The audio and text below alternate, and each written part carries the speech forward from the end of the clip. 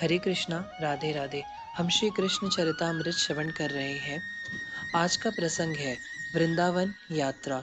कितने सुंदर लग रहे हैं सटकर सोते हुए बलराम कृष्ण। अपना एक हाथ बलराम ने अनुज कृष्ण के ऊपर रखा है। गहरी नींद में भी केश राशि बिखरी हुई है। कन्हई करवट लेते हुए लिपट जाते हैं बलराम से। बलभद्र भी अपने अनुज को अपने में पाकर प्रसन्नता से भर उठते हैं और एक बार उठकर अपने छोटे भाई को देखा है, फिर गले लगाकर सो गए हैं। इन दोनों भाइयों के श्री अंग से कमल की सुगंध निकल रही है। गलती से भौरे ग्वाक्ष में आ जाते हैं पर स्वयं को भ्रमित मानकर लौट भी जाते हैं। ब्रह्म मुहूर्त का समय होने को है पर अभी रात ही है। महर्षि शांडिल्य ने ब्रह्म मुहूर्त का समय यात्रा का उचित बताया था। देवी, अब हम लोगों को निकलना चाहिए। ब्रजराज ने अपनी भार्या ब्रजेश्वरी से कहा।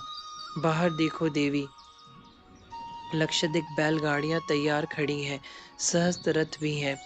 हमारा रथ मध्य में रहेगा, यह ग्वालों का ही कहना है, ताकि हमारे बालकों की रक्षा हो सके।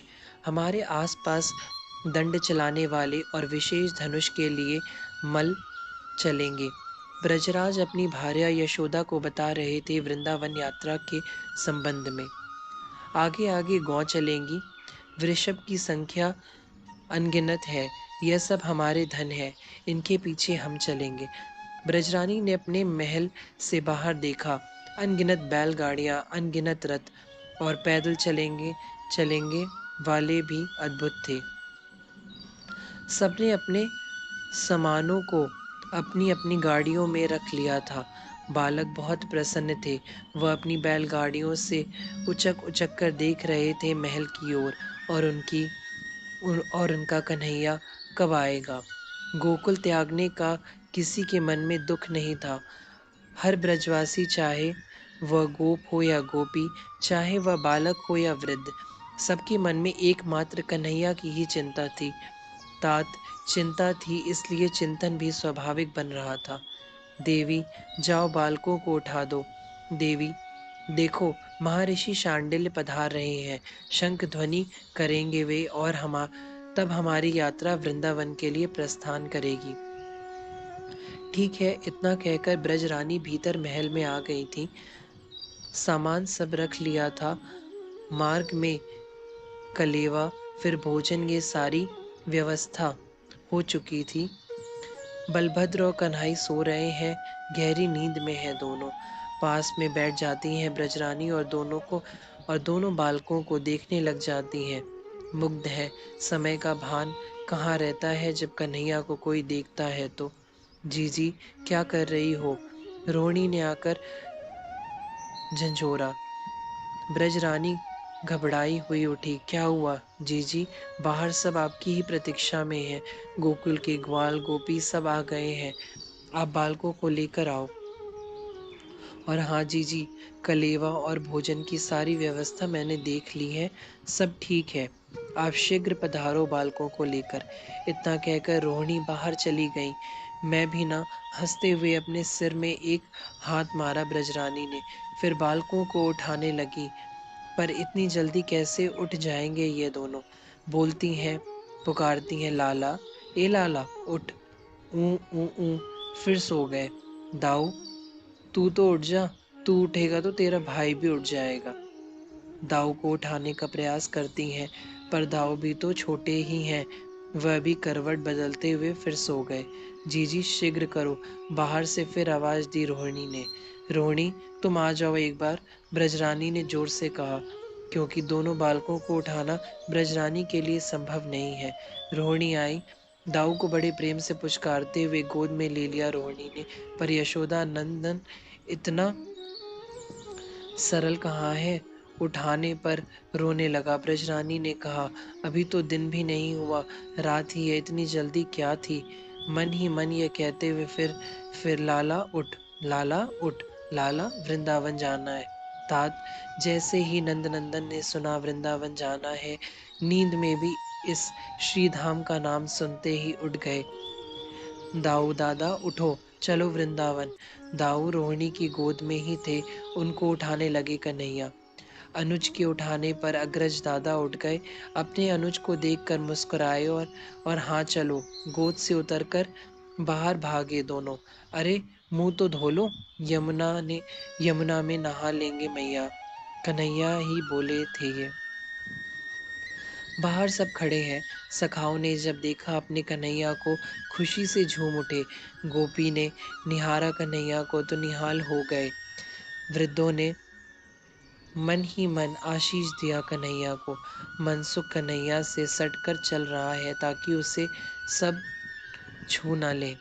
मैंने लाठी को रात भर तेल लिपाया है, मधुमंगल ने कान में कहा कन्हैया के। अच्छा, कन्हैया लाठी को देखते हैं मधुमंगल की, कंस को देखते ही भाग जाएगा।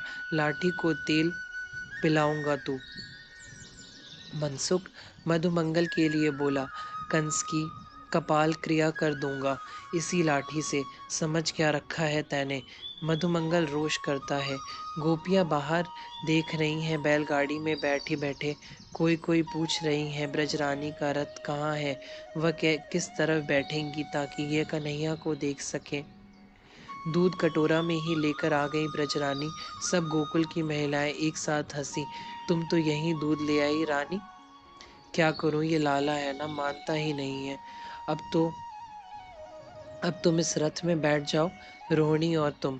लाला को अपने साथ रखो, बलभद्र मनसुख तो ये सब तुम्हारे साथ में ही रहेंगे।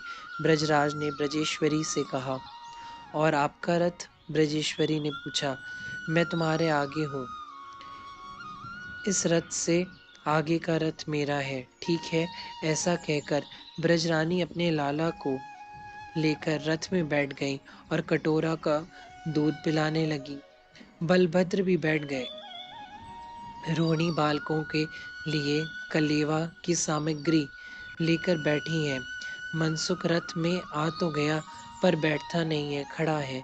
शंख बजाया अब महर्षि शांडिल्य ने। जब ठीक ब्रह्म मुहूर्त का समय हुआ था, उपनंद एक बड़ी शिला पर खड़े हो गए और ताली बजाकर जोर से बोले, दौड़ो दौड़ो। ग्वालों ने श्रृंगी नाद किया और बैलगाड़ियां धूल उड़ाती हुई दौड़ दौड़ पड़ी। गौ एक तरफ चल रही हैं, बैल दूसरी तरफ है। मध्य में रथ है। बैलगाड़ी और रथ दोनों दौड़ रहे हैं। धूल उड़ रही है। तात क्या अद्भुत शोभा बन रही है इस वृंदावन यात्रा की। बैलगाड़ियों के ऊपर सुंदर सुंदर रेशमी वस्त्र लगाए हैं ताकि धूप और वायु के झोंके से बचा जा सके। वह वस्त्र रंग बिरंगे हैं, लाल पीले हरे गुलाबी, ऐसे ऐसे रंगों के वस्त्र से सजाया है बैलगाड़ियों को और रथों को भी। बैलगाड़ी बैल बड़े सुंदर है और रथ में लगे अश्व भी बड़े बलिष्ठ। बैलों के सींग स्वर्ण से गड़े हुए हैं। धूप जब पड़ती है उनमें तब एक चौंधा सा प्रकट होता है। उसके इन सब की शोभा और बढ़ रही है। बैलों के गले में सुंदर घंटी बांध दी गई है।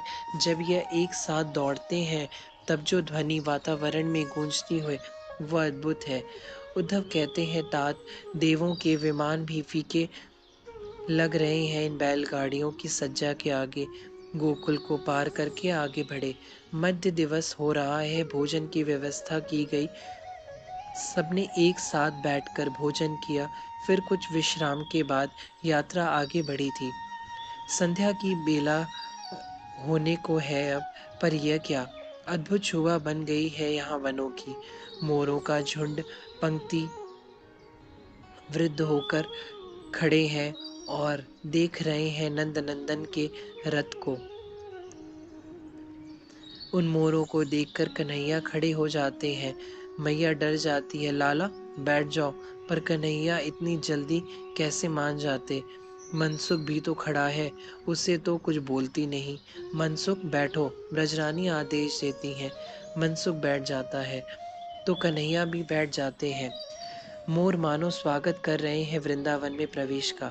कन्हैया मैया की गोद में बैठे बैठे ही हाथ हिलाते हैं मोरों को। मैया वह खरगोश, हाँ लाला, कितना प्यारा है ना, मुझे चाहिए। रोने लगे। चुप, रो मत। नहीं, मुझे खरगोश चाहिए। मैया ने बड़े प्रेम से कहा। देख, तू अगर खरगोश को ले जाएगा ना तो उसकी मैया रोएगी, है ना? ब्रजरानी ने समझाया। कुछ देर सोचने के बाद कन्हैया उठकर खड़े हो गए। नहीं नहीं, हम तुम्हारे बच्चे को नहीं ले जाएंगे, तुम मत रोना। तभी सामने मोर, अनगिनत सहस्त्र मोर एक साथ नाच उठे थे। मैया देख, ठोड़ी को पकड़कर कन्हैया अपनी मैया को मोर का नाच दिखा रहे हैं। बंदर वृक्ष पर चढ़कर कन्हैया का दर्शन कर रहे हैं। पक्षियों की संख्या कितनी है यह कौन बता सकता है? तोता बोल रहे हैं। यह कौन है? कन्हैया जानते हुए भी पूछते हैं। यह तोता है, मैया बताती है। उसके साथ यह कौन है? कन्हैया दूसरे तोते को पूछते हैं। मैया हंसते हुए कहती, यह तोती है। मैया खूब हंसते मैया खूब हंसती हैं, पर कन्हैया गंभीर ही बने रहते हैं। कुछ सोचते हैं, फिर कहते हैं, यह तोती क्या होती है? तोता की पत्नी है यह तोती। कन्हाई फिर तोता को देखते हैं, फिर सोचते हैं, पूछते हैं, पत्नी क्या होती है? लाला, पत्नी होती है। मैया लाला को चूमते हुए कहती हैं। तो मेरी पत्नी कहाँ है? मासूम से कन्हैया पूछते हैं। तेरी पत्नी अभी नहीं है। क्यों नहीं है मैया? इसके प्रश्न कभी खत्म हुए हैं जो आज हो जाएंगे? फिर रोने लगे इसी बात पर। मेरी पत्नी कहाँ है? पर अब बैलगाड़ियां रुक गई थीं, गौ सब ठहर गए थे, रथ इत्यादि सबको रोक दिया गया था, क्योंकि यमुना आ गई। यमुना को पार करके ही वृंदावन आएगा। कन्हैया उतर गए। बलभद्र, मनसुख, अन्य सब सखा उतर कर भागे कन्हैया के पीछे। कन्हैया दौड़ते हुए ब्रजराज के पास गए। प्रसन्न होकर ब्रजराज ने कन्हैया को अपनी गोद में ले लिया था। ब्रजराज, आज यहीं पर विश्राम किया जाए। नौका की व्यवस्था कल होगी। बैलगाड़ियों को ही सजाकर उसी में आज रात्रि विश्राम करेंगे। बालकों को कुछ खिला दो और अन्य लोगों के लिए भोजन बनाया जाए।